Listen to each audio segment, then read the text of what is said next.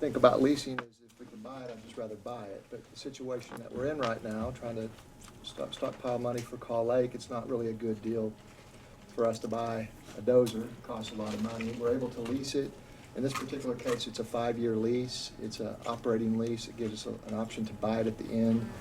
And we'll figure out at the end if it's worth and it's got enough life in it to do that. On the compactor, I think our philosophy probably is we think it's going to be worn out at the end of the 5-year lease. So that's another reason why leasing is attractive to us for things like that, because if it's going to be worn out anyway, we'd be buying another one anyway. So we'll probably want to lease another compactor at the end of 5 years. But that's why we need the dozer. You want to talk about the need? And what's the difference between the compactor and the dozer? Well, the compactor smashes the trash down and compacts it and saves landfill space. The dozer just pushes stuff around. Okay, the one with the big iron wheels is the compactor. Compaction wheels. That's where we actually stop. You know, we have the landfill where we don't have the settlement like we've had in the old landfill. Plus, it saves us a ton of space. Okay. You know, the adjusted price on this, what they did on this thing was 5 years of full warranty. Okay. They will also, for $10,000, they do all the maintenance. For 5 years, I can't do the maintenance for $10,000, so it's a no-brainer there. They do that on the side, the maintenance? Yes, they will come out and do that for us, and they'll be changing oil, everything. So that's a win-win for $10,000. But you know, on that thing, we have to have custom skid plates and all, because if you get any kind of cables, anything on the final drives, you're looking at about $8,000 to $16,000 if it takes them both out. So it has a custom job that we have to actually put underneath the dozer to protect it. So there's everything and anything out there. So you know, the total price ends up being $364. So if you'll, you know, it's on here. If you'll do the math on it, look at it. I mean, to me, this is absolutely a no-brainer for us. And we do have that option to buy it if we want to. If they take better care of it than we have in the past, and I hate to say it that way, but it is what it is. We'll hopefully purchase the thing and get some future life out of it. The residual amount looks like we'll turn it back to it. Looks like the residual amount is $100,000 at the end of 5 years. So, like I said, we can't maintain one for 5 years for $10,000. There's not. Any other questions? Thank you. Did that answer everything you needed, sir?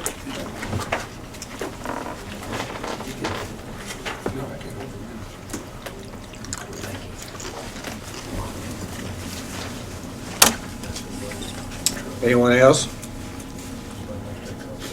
Item 3, workers' compensation update for the second quarter 2015. Chris?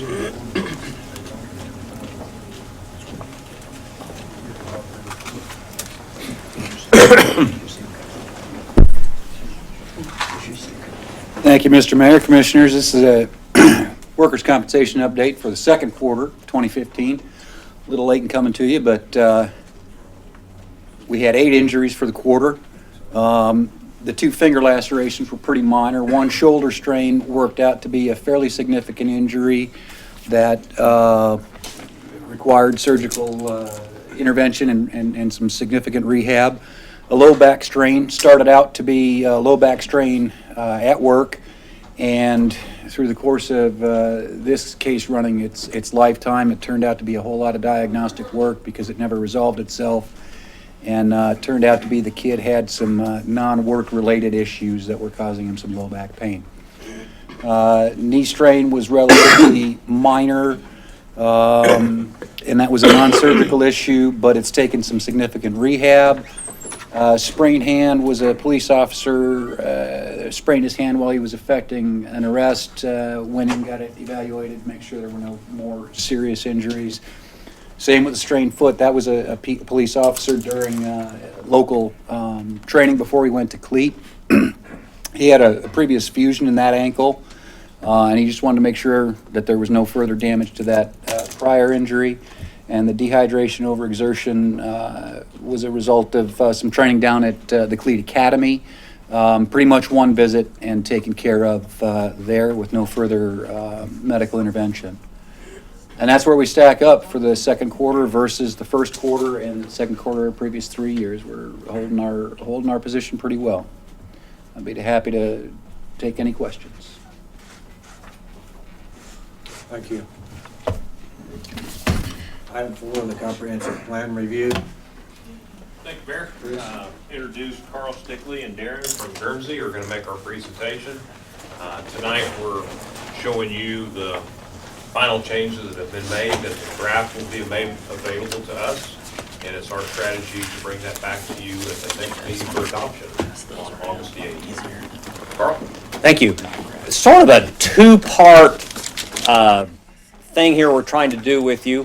One, we've taken, and what Darren is handing out now, we've taken every single comment we've received, we've annotated it with our own reaction to the comment, and in addition to that, there are some of those that are highlighted where we feel like we may need a little bit more input into whether or not we're going to do it. On the screen here, we're going to highlight some of the larger changes that were made in their master plan, and also ask a couple of specific questions of you to get a sense of where some of the elements need to go in the comprehensive plan. Darren's going to help me out. Darren's been very much involved in all of this and has, in some cases, a little more insight into some of this than I do.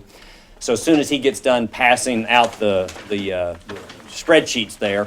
We kept it on a spreadsheet because we know Ron likes to see paper copies of things. Absolutely. And Ben, I don't know if you've got it downloaded or not, but I thought it might be easier to look at both on the screen and then on the paper in front of you. And feel free to stop me or ask questions. We're just sort of going to go down in order and talk about a few of these things as we go through them. So feel free to stop and ask questions or give us input on any of this that you'd like. Starting off, we had some questions. Ben Azell gave us quite a few comments. Most of them we actually did incorporate it because he's such a smart guy. But we did have some questions about the number one comment up there about the downtown parking. We would normally recommend that residential parking be off-street to preserve the on-street parking for commercial uses, because there is some overlap on some occasions. But we may need a little bit more input, Ben, if we haven't hit the mark on that one. Number two is the amphitheater, and we'll get to that here in just a minute because we really do want to decide whether that particular part of the plan is in or out. So let me start in on some of the things. We had several instances in which, in the previous draft, the costs weren't determined or the implementation steps have not been determined. And what we tried to do throughout the I hope this is the final draft, is to put some information in there about what the costs are and who's going to implement that. And you will see that throughout the draft that you would review. The draft is 129 megs in size as a PDF. And so I'm sure you'll want to get that electronically, and I'll let you work that out with Chris. I'm sure is going to distribute that, whether who has electronic and who has printed copies. We did have a comment about the gateway over here off of 30th. As you know, we were making Broadway this connector spine between the college and coming back into downtown. And we had some comments about a gateway out on 30th that would then lead people through the university. So we really think that's actually a pretty good idea. So in the plan itself right now, we have incorporated a gateway that's out on East Randolph and 30th to lead people through the college to get to the end of Broadway. So we've made that change to the plan. We had It was a couple of comments about, one was connecting Vance, adding that into the trail network, and then also identifying schools, public facilities, and how they connected up with the trail system. So what we've done is we've gone back and added, showed the trail connection down to Vance, and then also noted in the text of all the different things that were connected to the trail system, whether it's priority 1 or priority 2. Now, we did have a couple of comments on the trail system that were a little contrary to the direction we had been given. We want to make sure the direction we were given is appropriate. One of the directions we were given was to make sure that as we go through this trail plan, that all portions of the city are included with trails, and we don't just favor one portion of the city. But we did have some comments about making connections to the existing trail system. And so what we've stuck with here is to try to have the northwest part of town with some new trails there, the existing trail system here connecting to Vance, coming into the Broadway corridor, but they don't really, in priority one, they don't really connect together. And so we want you to let you know that. And if we've taken the wrong direction there, we would like you to tell us that. We had questions about trying to make the Broadway the spine through here. And of course, down at University, we had the roundabout with the traffic signal up on Randolph to make it easier for people to access Broadway. In the original plan, we had the Stickley roundabout on Tyler that nobody liked. And the corresponding traffic system, and the feeling was that by the time people filter through downtown, they have plenty of opportunities to get back up onto Randolph. And so we have eliminated the roundabout and the traffic signal on Randolph at the west end of the Broadway, and we will just depend on people routing themselves around on the streets that are currently there, and allow traffic signals to be routed around.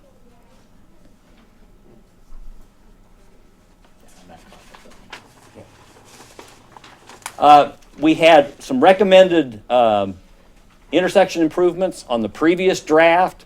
The one thing that did not get on the draft and we intended to get on there was out on Highway 412.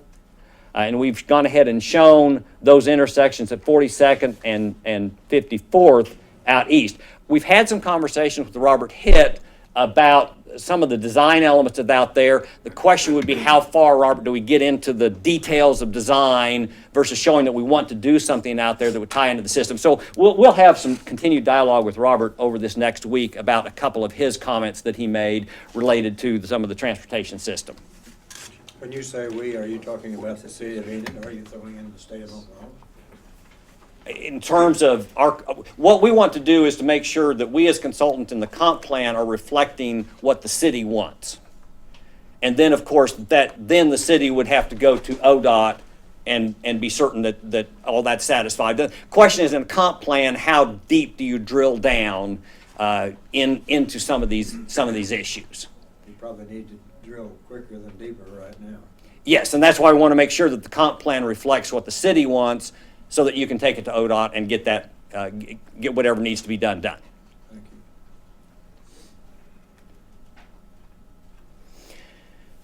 you. Yeah, Darren, go ahead. Well, on this graphic, there was a lot of conversation about the buildings blocking the view into the downtown off of Garrett. So what we have done is we have removed those, and I think you may have seen a revision even before this showing those gone. But essentially, this opens up the view into the convention center and the downtown area, provided that the existing buildings there are gone. So the other thing on this graphic is still showing is number 8 is the amphitheater. We've been getting different comments about whether it stays in or whether it goes. Right now, it's still in there. We just would like a little bit more direction. And in some of the internal conversations that we've had, I mean, there's obviously different levels of amphitheaters too.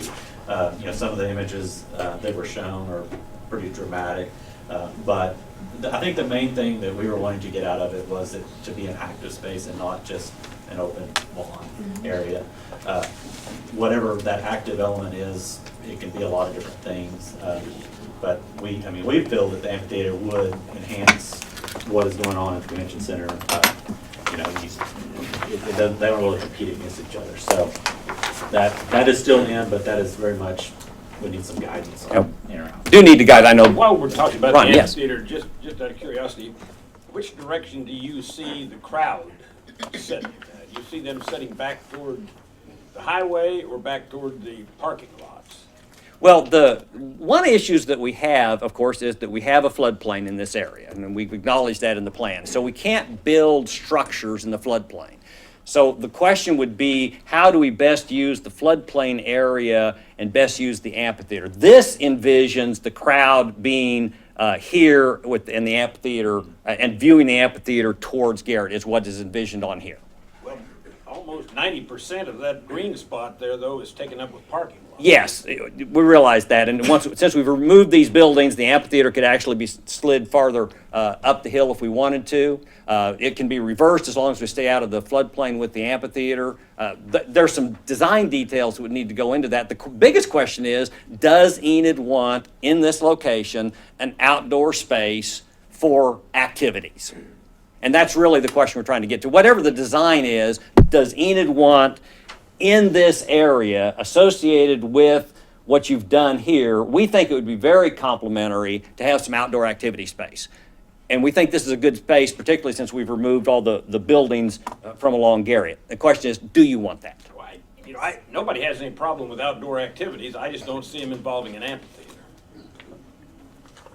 There are quite a few communities that have gone the other direction from that and have felt that some sort of structure, some focal point, and this is not intended to necessarily be a 1950s concrete arch kind of thing. There's a lot of designs that are open or area, just something where you're going to provide a stage area and you're going to provide a place where you can have electrical connections so you can have somebody there that needs power. That's what it's intended to be. Like the gazebo at Alamo Springs, or something like that. And so it could be anything from just a simple frame structure to an elaborate structure, but someplace where you can have power, and this is our designated spot for outdoor activity. And the question is, do we want to show that?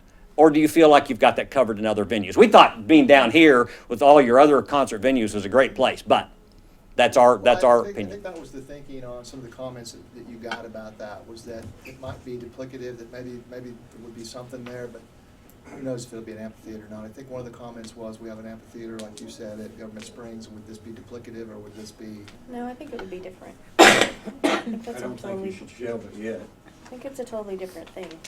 We haven't even bought the last two properties. And they're gonna be high dollar purchases.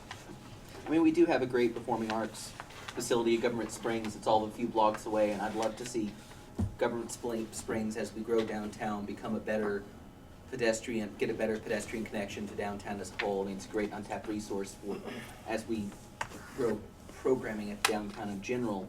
And my concern is that if we show on a plan an amphitheater there, then one, people have an expectation of an amphitheater because it is an obvious change. I mean, it's an obvious one to glance at and say, oh, clearly it's an amphitheater.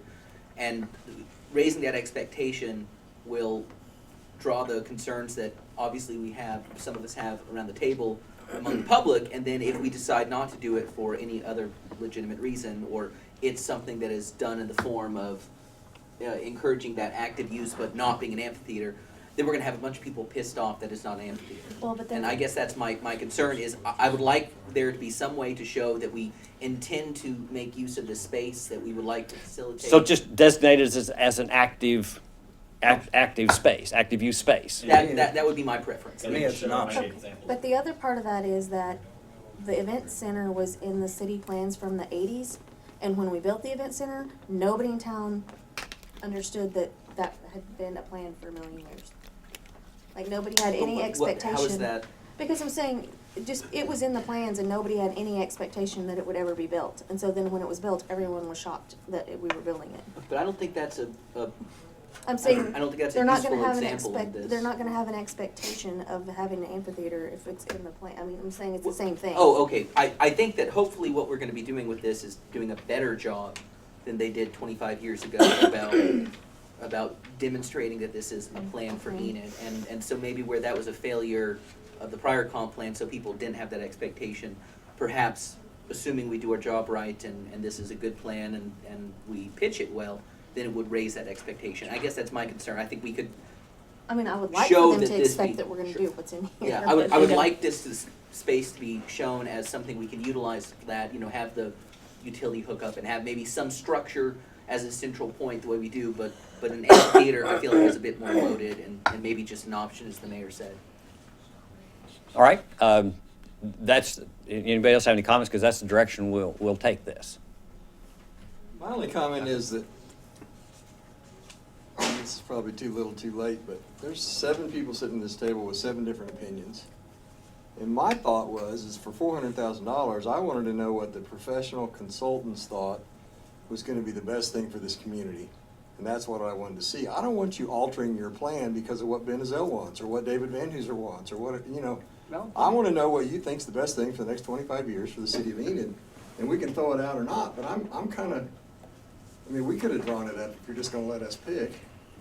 We definitely think this needs to be an active use space, period. Well, draw it like you think it ought to be. Now the Come hell or high water, we'll deal with it. I mean, But the only issue that we really had, and Ben's articulated it very well, is the Government Springs versus this location. What happens at Government Springs? What happens at this location? But we're gonna keep this as an active use space, because that's what we would recommend. yeah, we're paying you for what you think, not to reflect what you think we want. Yeah, but when it comes time to vote on it, we don't want everybody to not vote on it because they didn't like what was in it. Sure. So we gotta have some Well, input. why don't we just draw it out? I'm not a civil engineer. Don't bring up that again. We discussed that at the outset. Carl, the natural slope of that property right there is, County creates a natural. it creates down to that. Yes. I mean, it was kind of just naturally leading that way. Maybe not to be exactly like that, but you'd be sitting on the hill and looking down at whatever's going on at the bottom. Well, that's why I mentioned that now that we've, removed the buildings from up here, we can utilize this space and we take care of where the floodplain is, and we're gonna show more active use space using that hillside. Okay. And that's what we would recommend you to do. It is a hillside. Yeah. A hillside. Careful. And then, yeah, don't wanna go there. And, but I would like for the north side of that to show the parking lot rather than the whole green space. Okay. Yeah, and we've had internal arguments about that, and I think that I'm gonna win on this one, and then we're gonna put the parking lot back in there. Yeah, we're gonna reclaim it. Yeah. The parking lot is key to everything that happens in that vicinity. I understand. This You is don't have a, that kind of parking at Government Springs Park. Yeah. You can't put that many We people worked too in hard to Government get that Springs. parking. understand completely, and this is a planner versus engineer thing, and I in like this the case, idea. the planners are gonna lose. Number 8 is key for the whole complex down there. Well, All John right. showed us a drawing about 2 years ago that was gorgeous for that whole area down there. So, I mean, we're gonna do with it what we Wasn't want. that in the park plan? I was with That was in the park plan. the dead horse there. I don't care. I will beat it. That piece of it's not necessarily dead. No, We've it's got not a all dead kinds of- horse. It's a wonderful plan. No, sorry, the beating of the dead horse that I was Okay. referencing, not the Go ahead. horse itself. Go ahead, Carl. All right. My concern Oh. about that, just to close that out, is that if we were going to have people sitting back here next to 412 with the semis belching through there, roaring, shifting gears and whatnot, and they're gonna sit up there and try to watch something that's a little ways down the hill. That's why I think it's, in my mind, it's more of an active use space, and that's what we're gonna show it as, is more of an active use space, and we'll try to define that a little bit better in the plans, what we mean by We active have the use same space. situation at Government Springs, because Government Springs is on the highway too, and we have the music festival there every year, and it's fine. Yeah, I mean, we you do don't- have We to- don't have people sitting right next to 412. But it's not that, but it's not really that far, and you still have to compete with all the noise. And that's a large I mean, space too, I mean. it's a similar, When you look at that, I mean, situation. there's a There will lot be of room some out kind there. of sidewalk There's buffers. buffer Yeah. before the street. But I mean, it could be a water feature instead of a pavilion type thing. I mean, it could be a lot of things. Yeah, let's not get bogged down, let's keep going. It's, Fire away. What'll happen will be dependent on future commissions and how much money we have and what the vision is. and- Yes, sir. We're all gonna be 2 or 3 years over before this even starts. Older. Here we had, one of the issues that we had in the draft was that we wanted to put a statement, what was the, It was just a comment from one of the civic groups about having truck cleanup.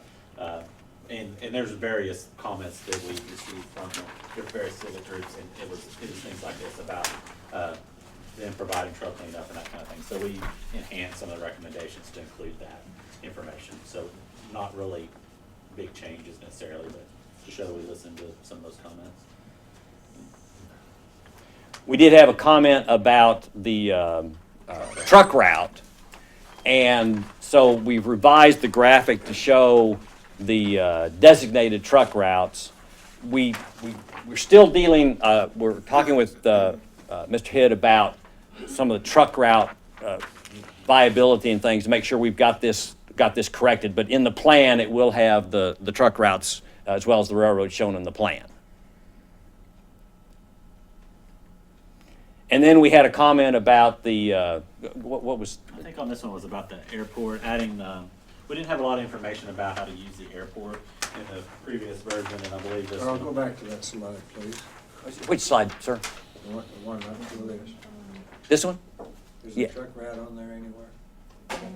Yes, the green. The greens are the truck route, but we have some confusion down on the south side of the city. We want to make sure we get everything corrected. I think we were more interested, or I was, to see if we have a truck route around the city. Yeah, and we don't believe that a truck bypass around the city is a viable option for Enid. But we do agree we need to get trucks removed as much as possible, and that's what we've been talking to Mr. Hidd about on the possibilities of doing that. And this one goes along with the, there was a comment about the airport needing to be further refined in the plan. There wasn't anything really much about it in the original version, so this is just, there's more information in the new plan about it, but this is just kind of to acknowledge that we did add information about the airport in there. So before we go on to were there any of the other highlighted items in items 1 through 47 that you would like some additional, give us some additional input on as those items 1 through 47? My gut feeling is you need to concentrate some on the east side from 30th Street to 78th Street. That area is booming right now, and we're gonna have traffic problems out there. It's a huge asset for the city of Enid, but we've gotta take care of the traffic out there with the city and ODOT. Okay. ODOT's doing some of that. They're doing a lot of construction out that way. But ODOT and the city move pretty slow on things like that. The businesses are gonna get built quicker than the roads get taken care of, stop signs and safety. That's one opinion.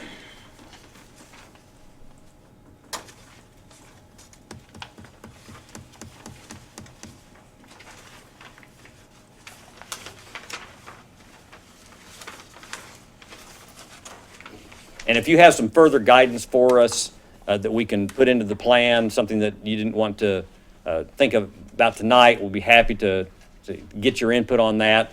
We just wanted to highlight those areas in which we want to make sure we've got we've got everybody on board. Well, it's kind of hard to go through this spreadsheet. Yes, sir. Just Yeah. sitting in front of us. Yes, we understand that. We just wanted to highlight some of the main ones here and then give you that to go through and give some feedback. So, okay, just so I'm clear, about half of each page is highlighted. So what are the main ones, aside from what we've talked about? Are there any other that you would consider main ones? I mean, the highlighting is great as a tool, but it's like half of it. Maybe a third. Yeah, this one, the Number- 16 was one that I know you had brought up about the. Oh, water yeah, infrastructure. 16. And that's something that also we've been talking to Mr. Hidd about, is that the comprehensive plan now will require you to give some further thought to your water and sewer master plans that you have. They will be outdated, and so you'll have to update your water and sewer master plans. Also, if you go ahead with the recommendation to bring water in from Caw Reservoir, that will cause you to change the direction of supply in Enid from west to east to now east to west. In all of that, some of the issues that you brought up in terms of the additional, the replacement of water mains, you have a water master plan that identifies mains that need to be replaced. Really, all of that is fairly contemporary information. I mean, I guess here's my concern with that specific issue, and I guess as a lens look at the whole plan. When I bring up that issue, it's okay. We would like to encourage infill residential development in the city of Enid. We have older neighborhoods. We would like to see additional construction, we would like to see people redevelop areas.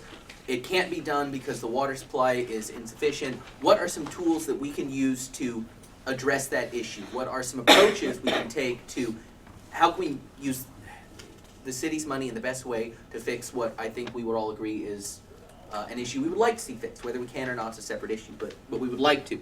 This is, you have identified the issue. I'm not seeing a great tool in getting it fixed, except that what you told me is, oh, well, we need to go buy another updated plan. And I don't, No, you have a fairly updated water plan.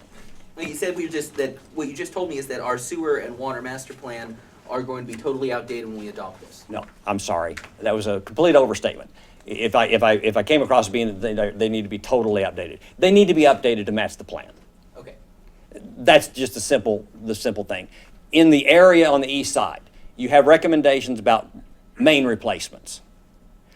They need to be prioritized.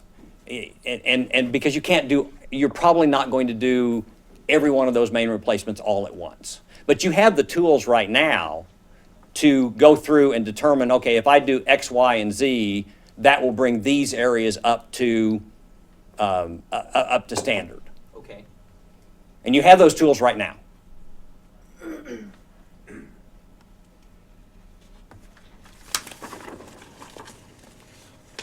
Okay.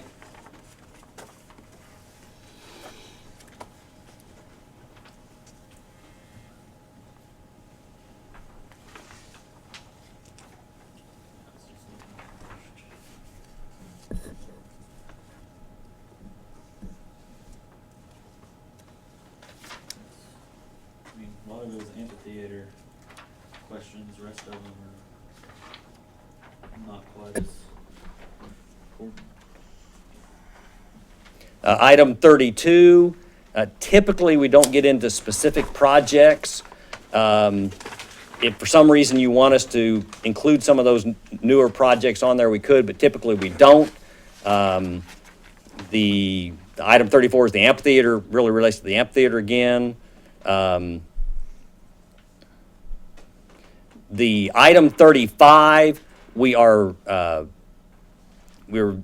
very interested in avoiding any controversial graphics.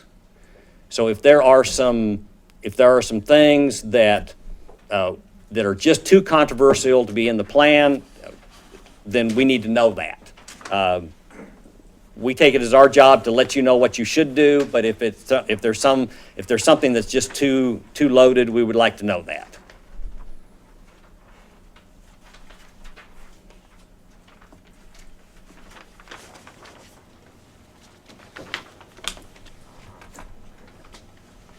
I think the point that we were making on that, when that was brought up, was that you guys were showing where all of this parking was available, but it wasn't really available because it was private property.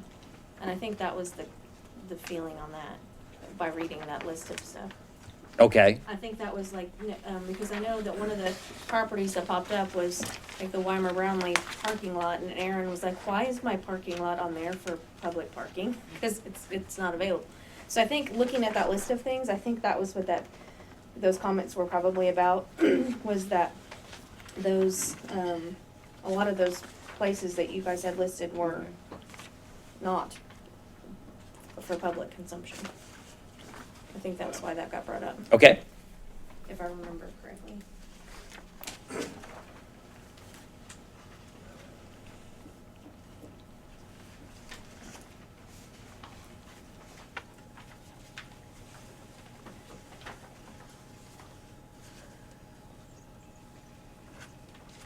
Item 38 had a suggestion that we should show buildings that should be removed.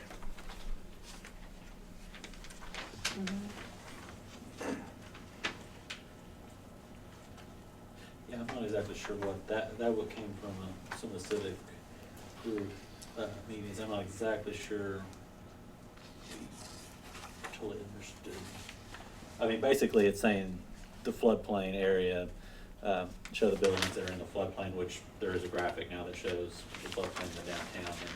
And basically the development of the downtown is driven a lot by the floodplain. So I think that was addressed. Is this the time when we should give you our opinion on a bypass or not?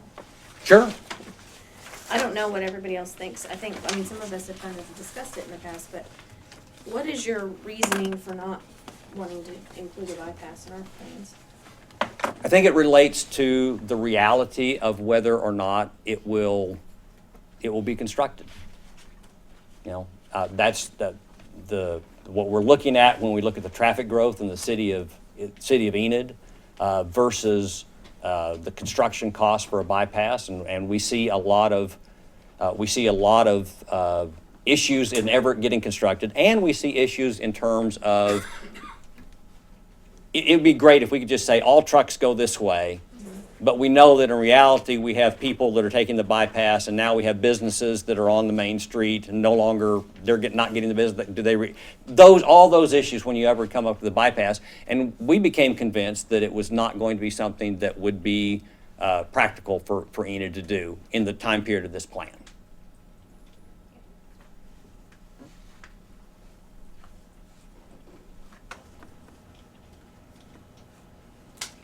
The other thing we're having a little bit of issue with is there's also in your transportation plan, your existing transportation plan, there has been the recommendation or to 6-lane Garriott, and we have some issues with that. Out west, that would be possible to do, but even from the east side and then through past Cleveland, personally, I don't see that you'll get the right of way to 6-lane all of that. Now, Robert, did you want to add anything to that? Because you had asked us about that. Yes. Basically the same thing. My comment was I thought they doesn't address not looking at bypass. So Garrett Road will carry the principal traffic, could improve Randolph to help offset that. But it's the issue. I think I had an issue on that because same issue. I think you will have to 6-lane or improve Garriott to carry that traffic, and right-of-way is going to be a significant issue. And another comment I made, and I think it talks about going out and get right-of-way for future development, but I wonder if it need to address getting right-of-way where we have existing development, some of our existing areas, because that constraints I can see coming up. We're going to have a point where we need additional lanes. We won't have, we don't have a plan to acquire the right-of-way to get through those areas that are that tight. So that, I see the problem. I'm not sure I know what the solution is either. The other thing, I see the plans to address on Garrett to bring the buildings up close to the roadway and put the parking in the back, which is a good planning design, but I wasn't sure how that fit with moving the buildings up and widening the road. I'm just wasn't sure how that fit together. So I think the upshot of this is we can make a lot of recommendations like the bypass and widening of Garriott, but the practicalities of it and the practical aspects of it right now, we think that there are other things that you can do, using Randolph as a corridor and developing some of these other streets that would prove to be beneficial and would negate the need for that based on the traffic growth that we're seeing.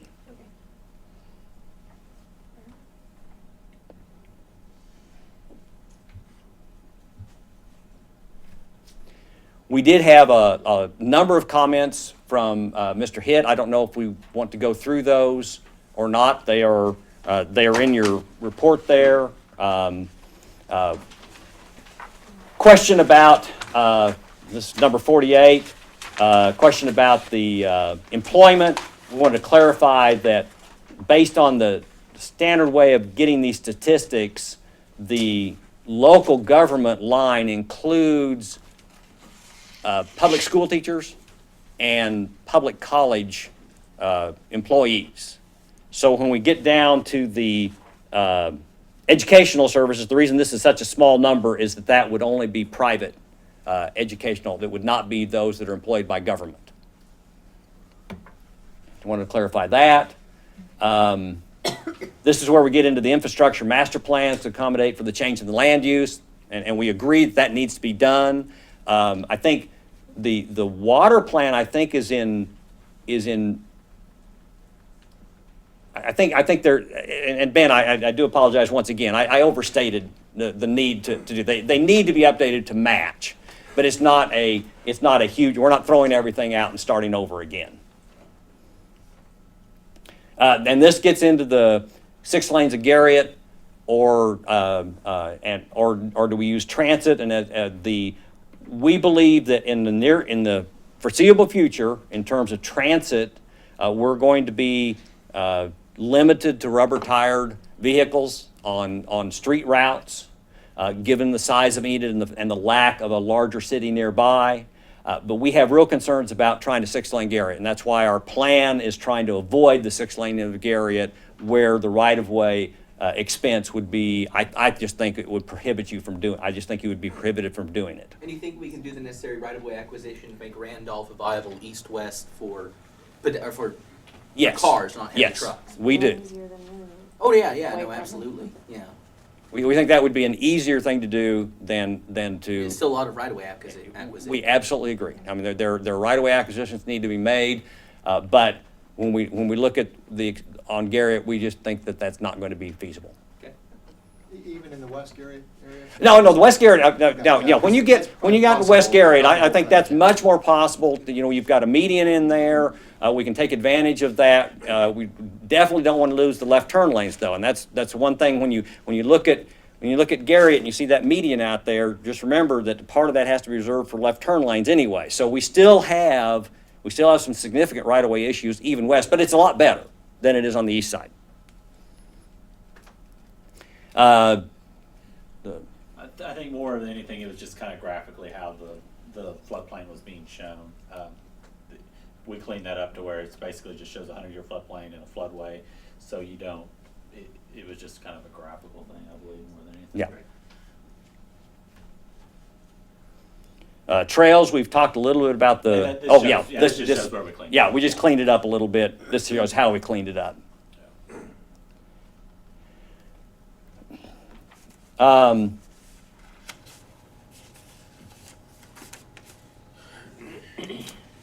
the east side treatment, that's what we have recommended. Wasn't sure about the incentivizing for multifamily housing. And Robert just had a question about that. We're sticking with this recommendation, just wanted to know that your staff had a question about that. And then, yes, I mean, the yard watering, industrial use, and that creates a peak demand problem. And we've talked about the pumping that would be required. I think we're okay on this.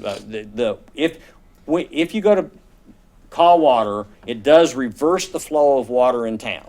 And so we will have to take water from the east side. The west side is a higher pressure plane, so it will require pumping up to that higher pressure plane. And we had recommended that pumping facility be located at the existing Plant 1 to get into that higher pressure plane. So that's one of those ramifications of where you get your water as things change direction in the water flow. And, yeah, this was basically in the industrial section, so we're talking about the sewer, needed improvements for the sewer system out in the industrial area, but obviously that ties back into the remainder of the city, so. And then this shows where we've just kind of identified that, to basically update any changes into the existing sewer plant based on the new industrial recommendations.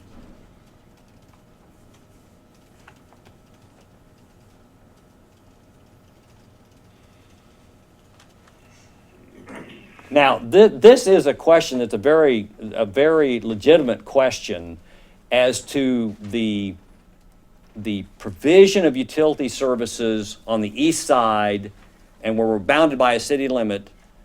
We show some sewers that could extend on past your city limit line. And so the question is, and Robert stated it very well, is do we want to promote anything outside the city, or is the concept that we will incorporate that land before providing sewer service? Is that the question, Robert? Yes, that's basically it. I would think it seems like if we're providing services, then it would be incorporated into the city. Yeah, and I think that's We don't provide. yes. I don't think we provide sanitary sewer outside. Yeah. We don't provide sanitary sewer outside the city. We do provide some water service, but not sanitary sewer outside the city at this point. And it was just a question I just raised. It looks like we're changing our philosophy to provide services outside the city limits, and if we want to do that, fine. It just I've just questioned the change. Robert, how much service do we have in the sewer and water capacities on the east side now? From, say, 30th Street to 78th Street? Is it all underground? Built? On the industrial side and to the east, where they're talking about here, the flow that we have from the industrial side to go to the 54th Street pump station, and it has some capacity to provide for some additional flow. To develop this system as shown here would involve certainly upgrading that station substantially in the future. So the existing service we have now is on 54th Street. So 66, 78, and outside the city is not served by lines at this point. But I think they're showing a plan to serve that area, which I think makes perfect sense. The question was, the plan talked about serving outside the city boundaries. And the question is, do we serve outside the city boundaries, or do we anticipate to acquire that or incorporate that land? I think that's the question. To me, we've got a lot of acres that we need to service before we get outside of 78th Right. Street. Yeah, the wastewater plant's on that side, it has capacity, so the plant has capacity to serve that area. Lines are not in that area yet, and the pump station would have to be certainly improved to provide service, but the plan is to provide service. It's just, and typically we anticipate the growth in the plan for full development in the city up to the city boundaries. But, so the question, should we plan for full development and consider development outside the city boundaries? This plan recommends we do that. And it's not because it's outside the boundaries, it's anticipation that there could be some growth and you would incorporate, our thought was you would incorporate the land. We just don't want you to lock yourself into something that you are limited to how far you can grow on the east side.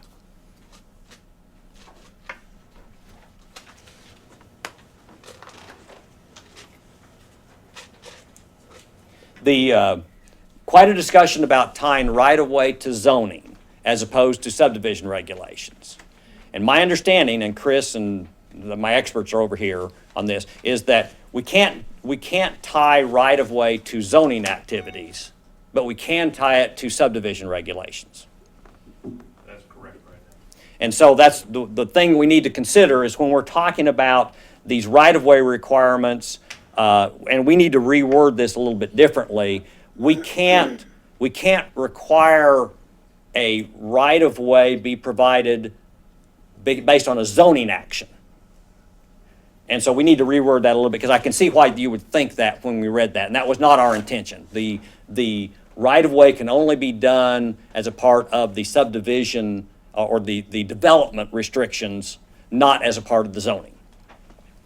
And so we'll change this wording a little bit to make sure that that's very clear. Nope. Sorry. There was also a comment about Market Road, it being in the floodplain. Yes, because of the extensive floodplain in Market Road, that's one reason that Market is shown as a secondary industrial street, because of the extensive amount of floodplain that's along there. That's probably one of the last places that would be developed because of the issues of dealing with the floodplain. And I think we can show the floodplain on this Yes. map, and that would clarify why this is a secondary access, not a primary access.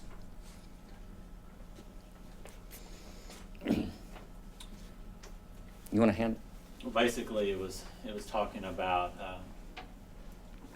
the housing and whether or not you incentivize housing to meet the demand based on multifamily housing, to meet the demand of industries. And part of the outcome of the plan was that multifamily housing was needed in Enid, and so this was a recommendation to basically use some creative TIP funding, if needed, to incentivize multifamily housing, if that was still an issue going forward. He was just bringing it up, basically, will they build it when it's needed, kind of a demand, supply and demand thing. So. What our findings are, based on multifamily housing, is that right now, there's an imbalance, and that if the city could incentivize some multifamily, and it would be very helpful. That's our findings. So that's why this is in there.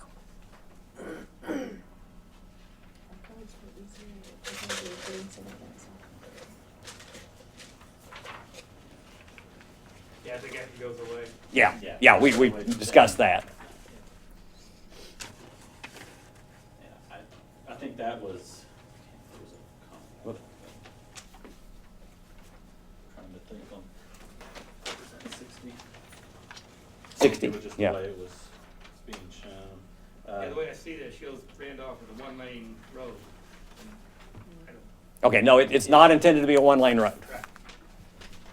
And I think it's an existing area there that, yeah, I'm not sure why it's, Yeah, we'll make sure that graphic, it's not intended to be a one-lane road. yeah. And we've corrected this to Okay. represent the number of signalized intersections. Yeah, stuff we Same. changed before. And that was just a. Oh, yeah, we had a little math problem. It was actually 105%, but A was supposed to be 30. We all had math problems, Robert. Yeah, I was trying to say, it's gotta be 100%, why didn't they have 100%? What's wrong with that? And we've just cleaned this map up a little bit. It is a little congested. So that would just be a clean up work. And then we also corrected a little table down there, little stuff.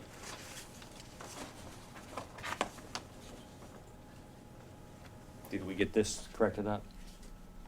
Oh, yes, that was just a shift on where they were at. Yeah. Yeah, so that's been Yeah. resolved. A lot of these have been fixed. We included all his comments, and a lot of these were either resolved or no action for that. But Now, there are some roads where intentionally we did reduce the number of lanes from the old plan. It appeared that the old plan, basically, if a two-lane road could not handle it anymore, automatically go to a four-lane. Based on the traffic numbers we're seeing, we believe that you can save some money and go to some of these as three-lane sections. And so some of these we have intentionally downgraded from the original recommendation of 4 lanes to where we feel that a 3-lane could adequately handle it into the future. So that was an intentional thing on our part. And Robert is right. There are a couple of those where we have done that. So you've driven between Oakwood and Garland on Willow in the mornings?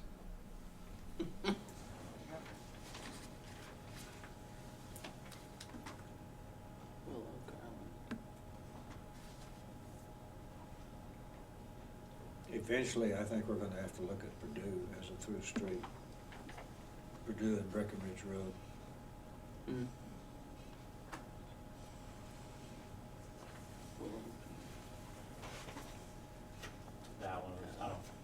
that one wasn't included in the comment. Okay.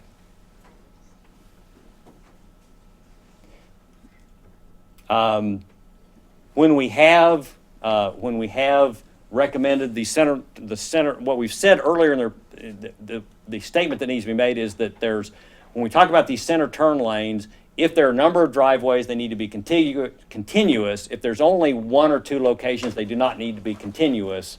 But we do feel that the center turn lane of some sort will be helpful on some of these roads. And then we have some issues here that we're working with Robert with right now that we want to get resolved before we do the final plan. So there's this particular slide we're still working on. And then we're trying not to get into too many specific designs, but Robert has some ideas about some of the intersection improvements. So this will have to be coordinated with ODOT. So we didn't want to get too much into the weeds on what you'll need to work with on ODOT on some of these things, on the specific designs. Taking care of that. And then yes, on the collector streets, if it's within a subdivision, it definitely needs to be the developer responsibility, but there are some collectors that we think will need to be the city. So this is more of a developer/city responsibility on this chart. Yeah. So, and then the right-of-way stuff, that yes, what we've tried to indicate is that we do need to have some right-of-way work, and we're going to get with Robert a little bit more extensively on that. How many of these do we have in here? We're doing that. We're down. Okay.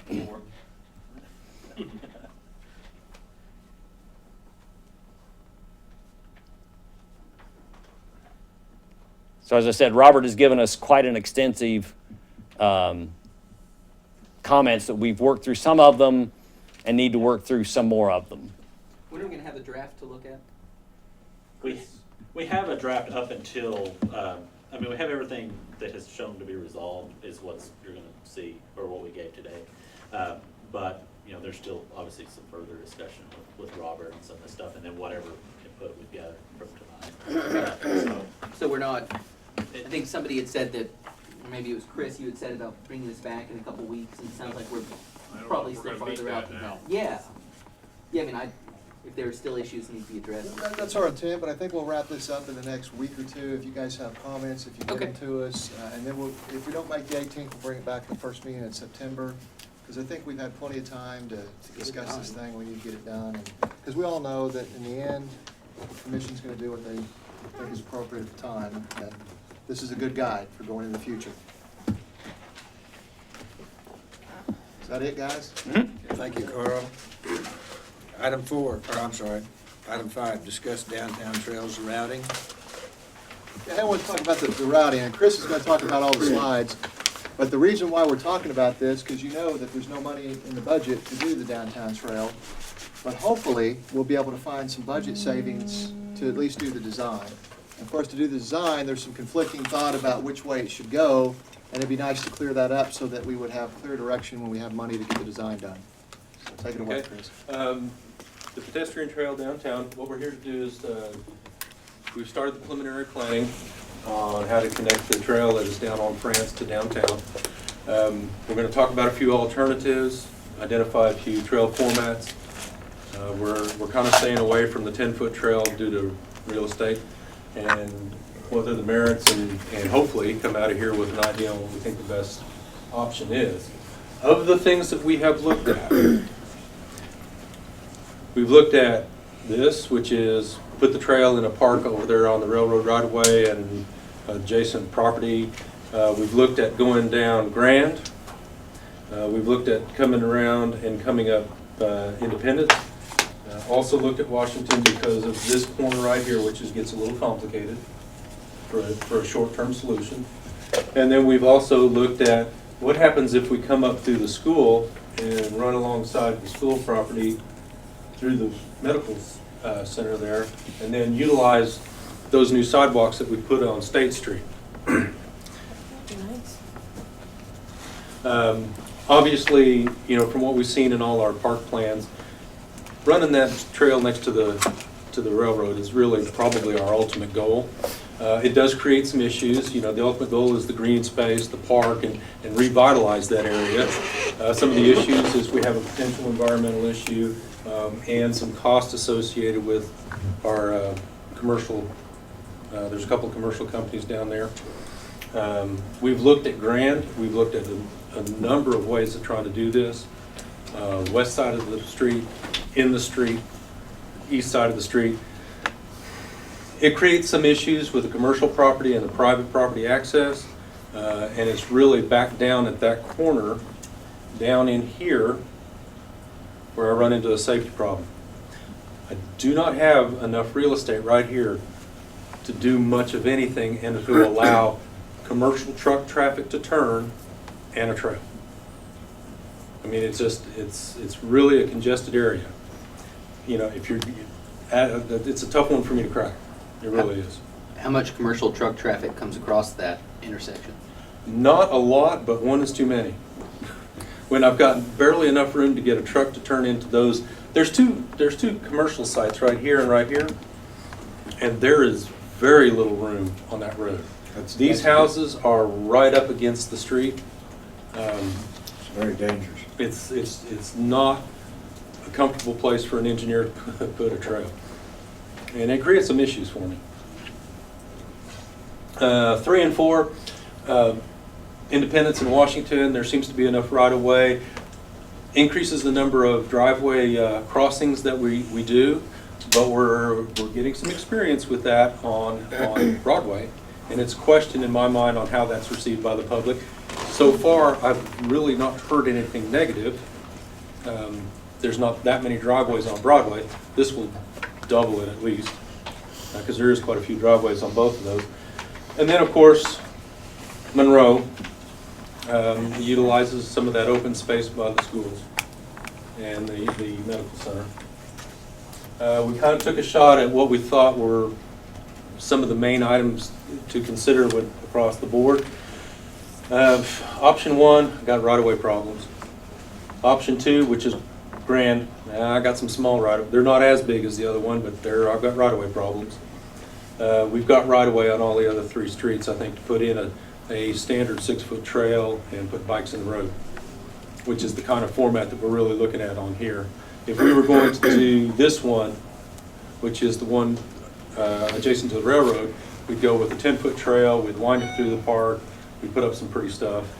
I think there's been plenty of design or concept pictures that have been published on that, so we kind of know what that would look like. It creates some issues. Yes, sir? Have you given any thought to the usability along the railroad track?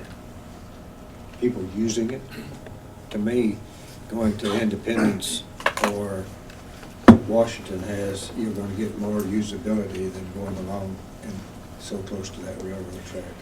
Because you're only going to be able to use it from the west to the east. You put it down Independence or Washington, it's more usable as a trail for the people that live in that area and the people that are coming to that area.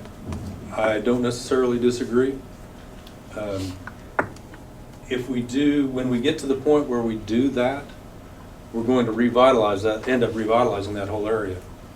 I mean, it's just, to get to that point, that's what we'll end up doing. Which is very costly. Yes.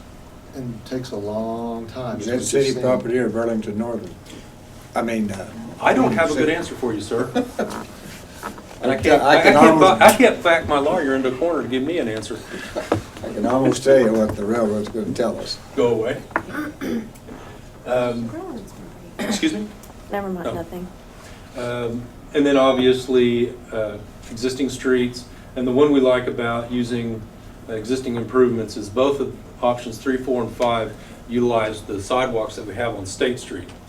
We have sidewalks on both sides of the street, from the hospital to Grand.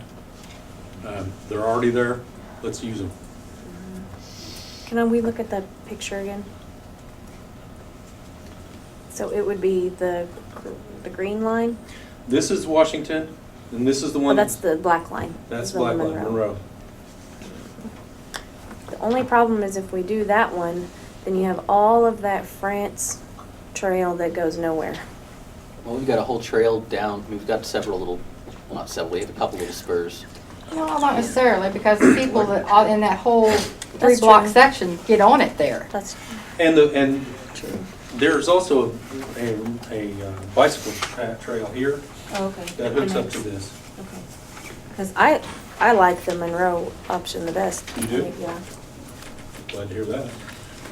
Well, it does make some, I mean, Well, there's with all- value in there's getting a ton of schools people that walk connected. there with the hospitals and the medical facilities and the school, and I mean, people are already walking there anyway. Why not make it easier? I mean, that's a busy part of town anyway. That just Well, seems like. but to a certain Have extent, more usage. if somebody's actually out there trying to, let's say they're trying to jog. Then they have to deal with that. In a traffic side, I mean, at some point, you either say, I've just got a sidewalk and the bicycle's in the street, or I've got a trail. And to me, you know, it ceases to be a trail at that point. I have looked at the Independence route, and it looks to me like on the west side of Independence, there's a lot of open property there that you could build down the west side of Yes, you could. Independence without running into too many problems. I think there's like 2 major trees, and the number of driveways on either side is about the same. And on the west side, there seems to be less on the west side than there is on the east side. From what I've observed. I could be wrong. I didn't They're count. fairly close to the same. And the only real connection problem is there at the corner. That is correct, right here. Yeah. And we. But I mean, to me, you could make a fairly wide trail there without, and wouldn't have to put up with the street traffic or the sidewalk traffic that you've got over on Monroe. We could go down and connect at Washington, Well, we bought, yes. go up a couple blocks past all the corner issue and go, and then go I mean, there- over to Independence. There's any I number guess you're gonna have a corner issue no matter what you iterations do. from that. Although if we go by the schools, I mean, I understand, go by Ron, the that schools. it's, I mean, it's not a 10-foot wide trail, but the trail can serve a couple different purposes. I mean, aside from just the recreation and if you want to jog uninterrupted, we've got several miles where you could do it. It is an actual pedestrian means of transportation, and I think that's valuable long-term for the city. In addition, if we go by the school, there are several blocks where, and assuming the school cooperates with us, there are several blocks where there are no driveways to deal with. I mean, the entire length of the track, we go along one side of the track, there's nothing we got to worry about there. The high school has a ton of space where we don't have to worry about in and out. It's also, we at that point will have both universities and our high school on the trail. I mean, literally on the trail, and that's kind of a useful thing. I think that's a good deal. That corner at Garrett and Monroe is an extremely dangerous corner. This one? From the Yeah. hospital and high school perspective. We've talked before at the hospital about closing that little section between the trail and the street. If that were to happen, that really becomes a viable route. I like that too. It gets us to school, it gets us to the hospital, it gets us downtown. I mean, you know, That's a there's a pretty good ton of route. walking between those medical complexes. Oh, yeah. I mean, tons of walking. Yeah, there's people there all the time, so it's pretty safe. There's a lot of lights. That's Mhm. kind of and that's a very nicely redone street that the city did not too long ago. It's probably wide enough to put a pretty good trail down that street. That's how I walk from my clinic to here, for meetings. That'd be a great place for a trail. I think I'm it's- kind of in favor of that from what I I can like see. that spot And too. actually, I I think, hadn't seen that before. not I I've think, never but seen that. actually, this kind of came from Chris Bauer driving his bicycle around, trying to find different places where he wouldn't get hit. Yeah, 'cause I drew that exact route out 3 years ago at like the second park board meeting I went to, and it was no,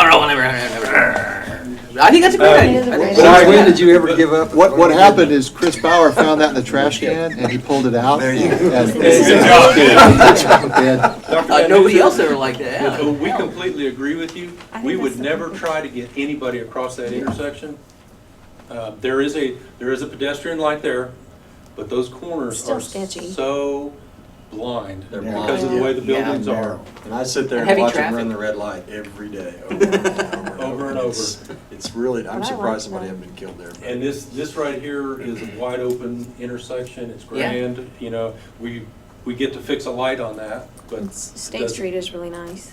Yes, it Yeah, it's is. a wide open area. It'd be It is. really nice. I mean, I would love for the railroad park to be there. I would love to see that park, but that's like, That's hard. I don't know how big a number that is, but it's a really big, I mean, there's no scenario in which that's not a big number.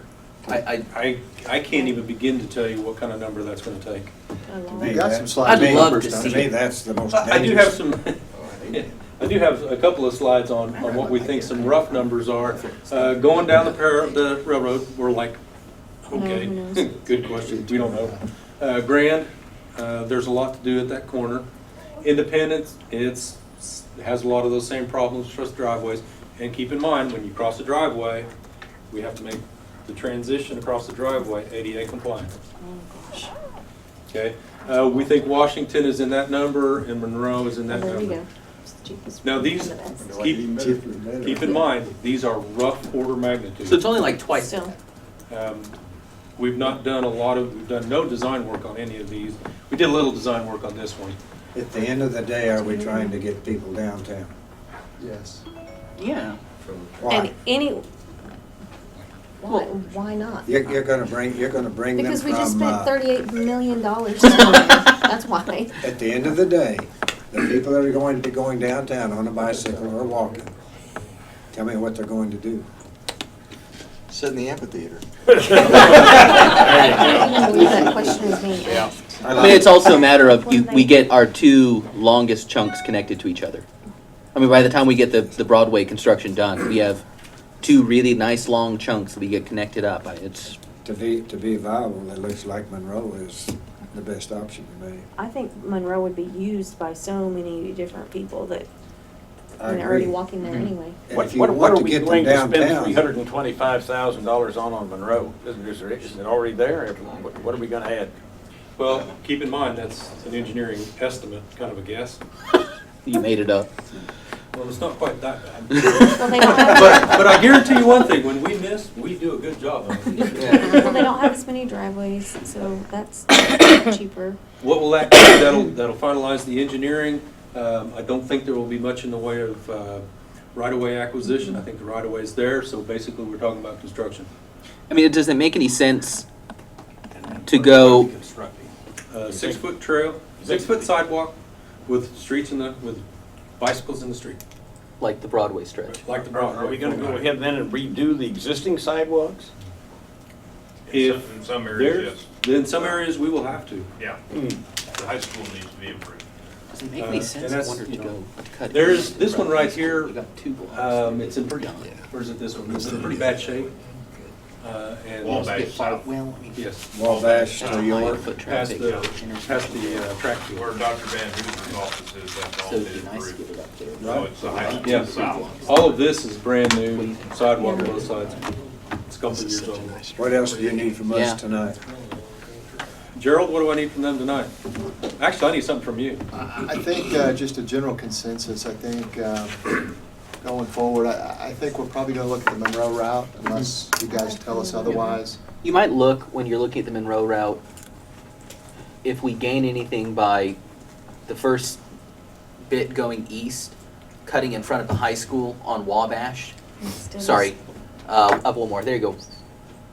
I don't know, I mean, I don't spend a lot of time driving in the high school, thank God, but the front of the high school is already done for 2 blocks, isn't it?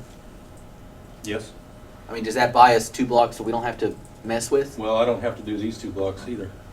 Oh, okay, those are already basically, All the sidewalks from here okay, cool, never mind to then. here on both sides of the street Yeah, have been states- redone. And Commissioner Already. Rizal from State down to Wabash by Dr. Van Hoover's office. That's already done too, isn't it? Yes. I don't think So that it's- sidewalk's more than about 2 feet wide, but. Well, it's probably not 6 foot, but it's adequate. I wouldn't redo it. State. But I think there's room to widen it. I mean, it looks like, from the area, it looks like it's already got the ADA crossings, which are really expensive part. I At the mean, intersection of Yeah.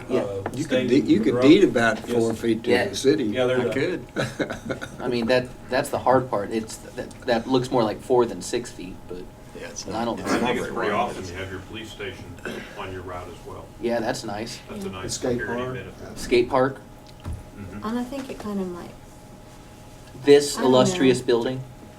We need to wrap this session up. Anything else? No, sir. Chris? you know, Chris? go to high school and do- Good option. Do away with some of that. Yeah. Since we haven't seen it, it looks good. Looks good. We'll now adjourn, meet upstairs at 6:30.